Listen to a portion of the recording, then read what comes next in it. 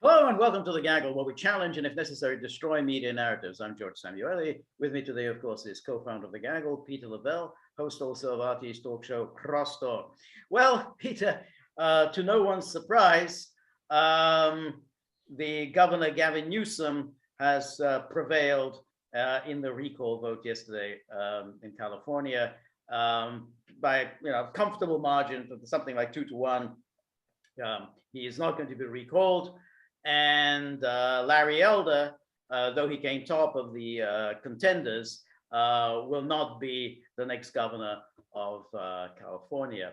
The Democrats are obviously rejoicing, high-fiving one another, thinking that this portends great victories in 2022, 2024.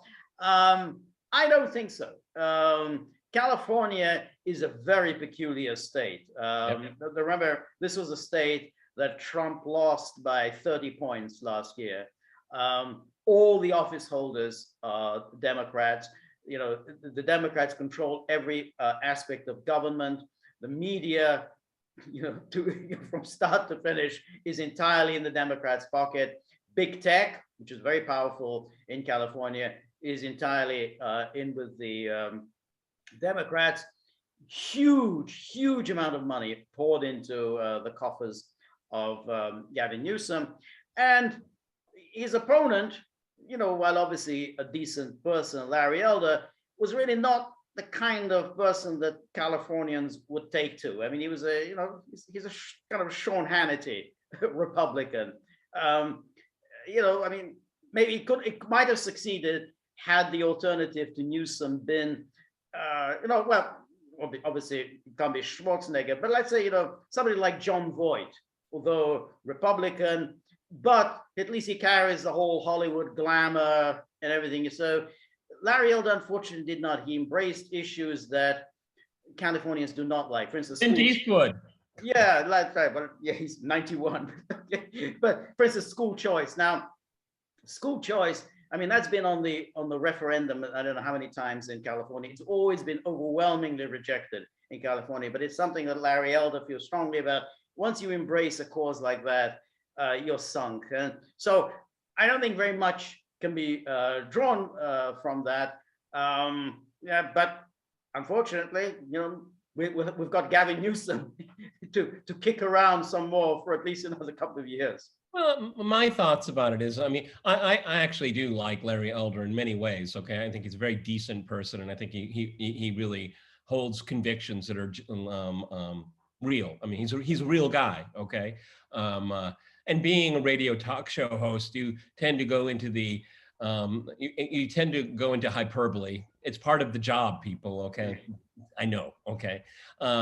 But what happened was, and what Larry Elder, and it's partly his fault, but what he allowed the campaign to be about him, and the recall was about Newsom. Okay, and that was the shift, rhetorical shift that they succeeded in doing. Yes. A recall is not about the potential replacement. The recall is getting the incumbent. Okay, and it happened. It was actually about 15 days ago, 20 days ago, where the shift happened. The shift happened then, because that's when the polls started to really go against Larry Elder. Yeah. And again, I just did it against Larry Elder. No, against the recall. Yeah. See, and this is how politics works, people. This is how it works, where you frame the argument. Right. And was the argument anything about the gross incompetence of Newsom? No. Okay. And that was clever on their part, very clever. Well, they had a lot of money. They have the media and the Democratic political establishment. They went in hard because they really didn't want to lose this one. So this was a very big deal for them. That's why they poured so much money in. I mean, they wouldn't have poured so much money in unless they thought there was a real danger that he could lose. But they were going to dig up all kinds of dirt about Elder. I mean, that's the way they run politics. So about his former girlfriends and but everything they dug up was not new. Okay, maybe it was some voter. And none of it is damaging. I mean, that's the point. This is kind of dirt. When it was quote dirt unquote. None of it is damaging. But as you say, they made it about him, and that was the key, and therefore they knew the Californians are thinking, hey, we're going to have this person as our next governor, and then they said, this, they couldn't see quite California being run by someone like Arielda. Yeah, I don't think he was the right person. I think that if you're going to the challenge, you have to be somebody like a Schwarzenegger or some Republican that Californians can embrace. Larry Elder was never. I mean, I agree with you. He's a decent person. I don't think he was ever someone that Californians could embrace. He's much more libertarian. Yeah. Okay. And a lot of people don't feel comfortable that you and I are not libertarians. Okay. But in a way, Larry Elder won a lot. Okay. I mean, he had a very good name recognition before. It's even higher right now. His cachet in the Republican Party is higher now. So, I mean, I have to believe in his hearts of hearts, he thought it was, maybe the longest of long shots, but it was worth it. So. I think that was clear even in the interviews that he gave. I mean, he was on Fox all the time, that he seemed to have doubts that he was actually going to be able to pull this one off. Well, you fought one of the most powerful, well-funded political machines in America. Right. Yeah. No, I think it's right there. So it is an extraordinary transformation. I mean, I'm always amazed by California, because it was, you, Peter, remember, this was the fount of republicanism. I mean, I lived in Orange County, the most Republican of all counties in the country. It's the Republicans would always count on California. I remember, I'm sure, two of their most successful presidents in the 20th century, Ronald Reagan and Richard Nixon, both from California. Both won landslides. Yeah, exactly. Both won landslides. And remember, I mean, all the way up until 1988, Republicans would always count on California.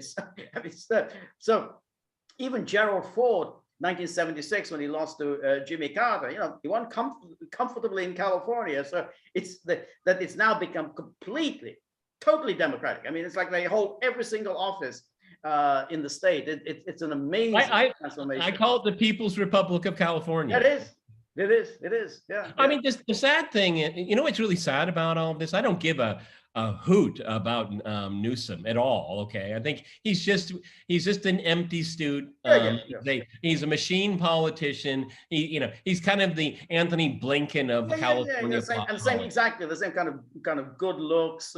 Comes from money. Born into all the political connections, so he just sort of waltzes into high office. I mean, it was always the plan. Starts off mayor of San Francisco, and boom, boom, boom, and then next stop the White House. But is it good for California? No, it's not. When you don't have any meaningful opposition competition, hubris sets in, and you and I have talked about this many, many times. When you have hierarchies that are not challenged, hierarchies become corrupt. And I would say Newsom is a symptom of the corruption of the hierarchy of the Democratic Party in California. Yes. So California loses. Yeah, okay. Absolutely. I think it's, I mean, all of the problems that, with its, with its massive immigrant flows, or, its homelessness, the spiking crime, everything, you're still going to have to live with all of that. So, yeah, California doesn't gain anything. I mean, Larry Elder, things could have changed. Things could have been shaken up in California. Now, everything's stuff. Well, but I think it's just, I don't think the Democrats really have got anything to crow about. This is California. No. And so for them to say, "Oh, now we've got a nice issue to be running on for 2022 against Trumpism," no. I think the fact that there were millions of people that agreed to a recall shows Newsom is a huge liability. Right. Not an asset for the Democratic Party. He's a liability. I agree. They had a recall against them. Okay, that's right. That it's a very arcane law in California, and I think probably it should be amended, to be perfectly honest. Okay, it's very arcane. But I mean, It doesn't happen very often, and he was uniquely vulnerable because his state is in a mess. I lived in California. I remember as a child, 15 years old, moving to California from Colorado, and I was like, wow, I made it. I made it to California. And by the time I left, it was like, good riddance. That was a long time ago, and it's only gotten worse since then. Yeah. And no question. I mean, Gavin Newsom also is a terrible image for the Democratic Party of the kind of moneyed elitist, smug, exactly, mouthing woke cliches, just in order to win elections and gain support. So that's the Democratic Party. They look, he's the sort of the kind of the Andrew Cuomo type again, money, privilege, all the rubbish, the woke nonsense. That's it. That's the Democratic Party today. So he's a terrible image. After all, there's a reason why the Democrats shoved this elderly, half-witted man to be their front runner, because they had all these people running. The guy, that doofus from Texas, who was kind of the Texas's Gavin Newsom, they're full of that. No one wanted people like that. I call him Beto. Beto O'Rourke, exactly. He kind of even looks like Gavin Newsom. It's the same personality. And so that's exactly, they had to get this old style, boring Democrat. That's the only hope they had of winning an election. Yeah, but see, this does the Democratic Party no good, because it's not resolving their very, very, very deep divisions. Yes. Okay. And so they can all pat themselves on the back, and go to the French Laundry and drink champagne that they beat Larry Elder. Well, wow, congratulations. Wow. That was, that's going to go down in the history books. Okay. Yeah, you beat a talk show host. Exactly. Yeah, that's wow. Exactly. With all that money that poured in, you managed to beat a talk show host who's never run for office before. It's just something you and I have talked about repeatedly. And Gavin Newsom, he is so intensely private enterprise for small businesses, small enterprises. I mean, the number of companies that have been destroyed through his lockdown policies, I think it's like a third of them are going to never come back. Yeah, that's right. And I can't see how that's a good thing. No. Okay, because you have growing monopolies. The Amazons and the Googles and all that. They gobble up more and more and more, and then you have like 4 choices for everything in your life. Okay, yes. How can that be a good thing? No. It can't be.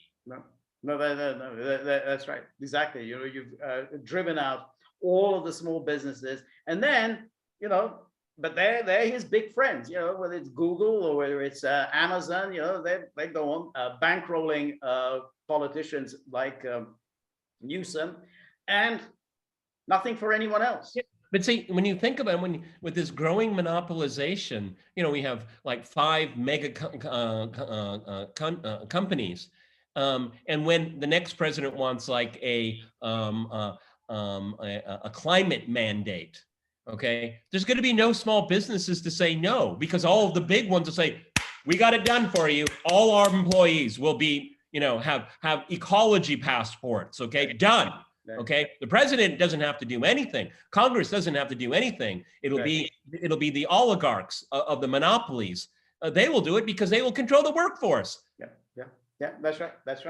And if you're not in those companies and then you don't have a job, they'll just send you your basic check, your basic income check, and that's it. So it's not even like you can hey, you can be a waiter or a bartender, because now restaurants are going to be closed, so you can't.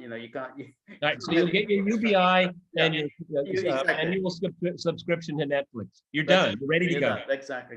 No, I think that it's definitely coming. I mean, so congratulations, Democrats, but you have not solved any problems. Okay, you've actually ran a campaign to say that crisis. What crisis? Exactly. And that's when, you know, when the elites are completely out of touch with reality. I've said it many times here before, but California is always thought to be the precursor to others things. Yes, some great in my lifetime, yes. But you know what the next big thing from California is, George? The return to serfdom. And Gavin Newsom is the poster child to the return of serfdom. That's right. Yeah, yeah, exactly. And very much what the ruling elites. I mean, the fact that that whole story about the French Laundry, you know, why people got so indignant is that it revealed something about the elites. You know, they talk along about, oh, mask this, mask that, stay home, don't do this, don't do that. Well, we, however, will be going to the most expensive restaurant in California, and we will be sending our children for private in-person education. You better shut up.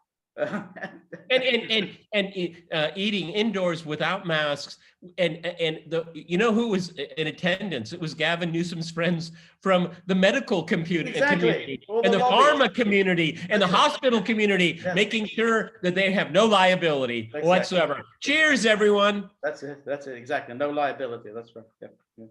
Yep. No, that's so. Yeah. Right. The people have spoken. Larry, good job, okay? And I have a lot of respect for you, okay? I don't agree with you on everything, but you put on a good fight, limited resources, and in many, other than not becoming the next governor, you won on all other fronts. So congratulations. Yeah. All right, everybody, we're on Locals, so please go to thegaggle.locals.com.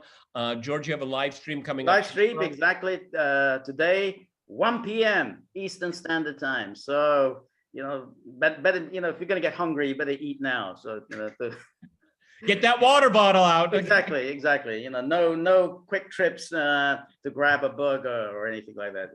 Okay, George and I have recently done another Q&A, which was a lot of fun. If you want to talk to us on Zoom, please feel free to look at the page, and George and I'd love to talk to you. We have a super chat coming up on YouTube on Friday. Which we've got the bugs out. Noon Eastern Standard Time. Exactly. We'll be there as long as YouTube will have us. Okay. You know, and I hope we will stay there, but I don't have any great hopes. We have the store up. We have some new items that are being introduced for winter, so please think about that. Buddy, are we going to talk about? I think where you are. You're waiting for the. Yeah. He's so despondent that he was looking for the tip jar. Yeah, you're looking for the tip jar, and then it's gone. You know, it just rolled away because it's so light. But you know, in all seriousness, whatever you can contribute to the tip jar would be most appreciated. We rely on the kindness and generosity of fellow gagglers, and we're very grateful for all of your friendship and support. And you know, we love hearing from you, and we also like receiving any contributions you can make. And remember, if you like the Gaggle, please like, share, and subscribe. Bye, buddy.